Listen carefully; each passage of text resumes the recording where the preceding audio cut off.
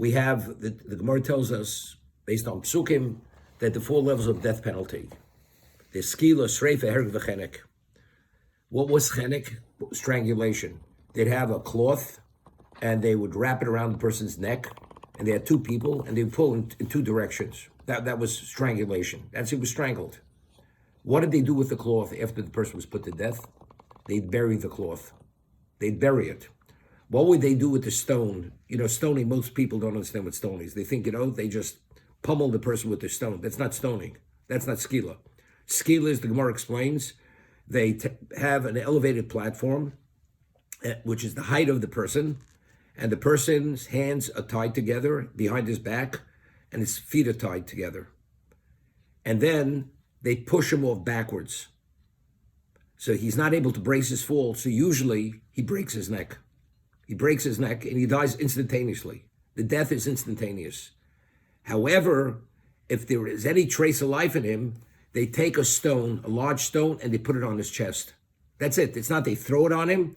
They put it on his chest, and that actually squeezes the rest of the life out of him.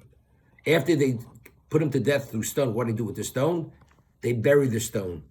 If he's killed by the sword, they bury the sword. See, he discusses, Rav Moshe Kutaviro and Torah Dvoro, what's this whole idea of burying it? So he says that, what's the whole concept of kapora? Kapora really means you're cleansed. Now, the evil that the person has on him, the impurity, as a result of the chet, where does it go? It transfers onto the animal. It transfers onto the sword. It transfers onto the stone. It transfers onto the cloth. Because now that stone, that sword, and that cloth has the impurity of the sin, why he deserved to be put to death, it has to be buried. It cannot be, it's like you'd have toxic waste, and nobody could be exposed to that, and therefore it has to be buried. That's the concept. So the Ohr HaChaim HaKodesh explains, when a person does something b'shogeg, inadvertently sins, there's a degree of impurity. But the impurity is not so extreme, so when that purity goes onto the korban, it's still within the real realm of respect. It's not an abomination, therefore it could go on to the Mizbeach. But if somebody sins deliberately, what we call mazid, the intensity of that impurity is so putrid, it's like an abomination. So if that impurity goes on the korban, you're putrefying the Beis HaMikdash. You're putrefying the Mizbeach. Therefore, the mazid, a person is not able to bring a korban for that reason. So that's the Ohr HaChaim HaKodesh in one location. Similar to the stone, the sword, and the cloth they use for strangulation. So he says over there, he doesn't discuss this there. So over there, Adam ki yakrav korban. Adam, when he sinned, it had a level of deliberateness because he had such a level of clarity, therefore it was unatonable. He couldn't bring a korban. He had to be driven out of the Gan Eden. However, us, because we're tainted, we're addicted to evil because we ingest, we're victims of the eating of the Eitz Hadas. Therefore, by us, it's called inadvertent. We have relevance to inadvertency. Therefore, we are able to bring a korban because the intensity of the impurity is minimized because we're shogeg. Therefore, when that impurity goes on the korban can be brought. That's Adam. Only because Adam sinned with the eating of the Eitz Hadas, therefore, we're able to bring the korban. That's the Ohr HaChaim HaKodesh. Okay? So I'm saying, why does a person speak Lashon Hara? Why does a person have envy? Envy. This is all part of the addiction to evil. That's all that emanates from the evil that's within us. Being envious. I mean, the Gemara says that even the water carrier who carries water to fill in the irrigation ditch, that's predestined by Hashem. Every person's setting, whether you're an investment banker, whether you got to be on the phone from 1 to 2, all that's predestined to do that deal, to make the living. I'm being a little facetious here, okay? To be a little sarcastic, okay?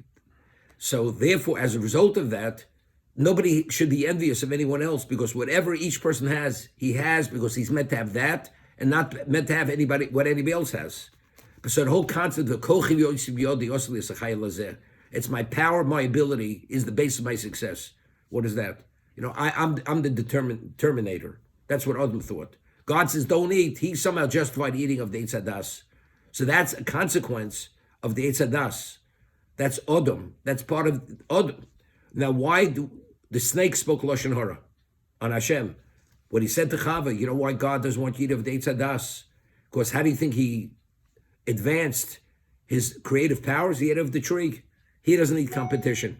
Doesn't need competition. Therefore, he doesn't want you to eat of the tree of knowledge. That's the reason.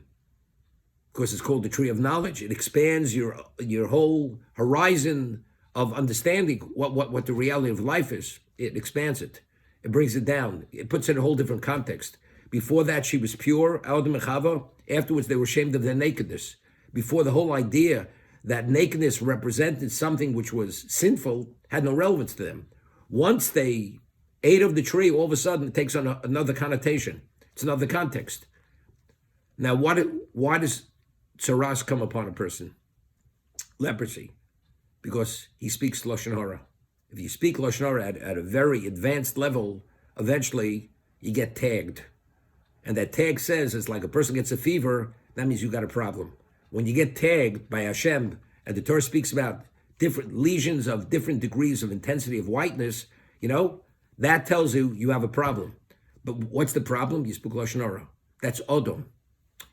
You're going back to Odom. Odom kiya b'besoro. If you assume that characteristic, going back to Odom, therefore we talk about, that's why we're susceptible to the Lashon Hara. It's interesting. When Moshe, the Gemara says in Shabbos, when Moshe ascended to heaven to receive the Torah, so the Malachim, the angel, said to God, "Ma enish kisis koreno? Why are you giving the Torah to Enosh, to the unformed human being? He's so fickle.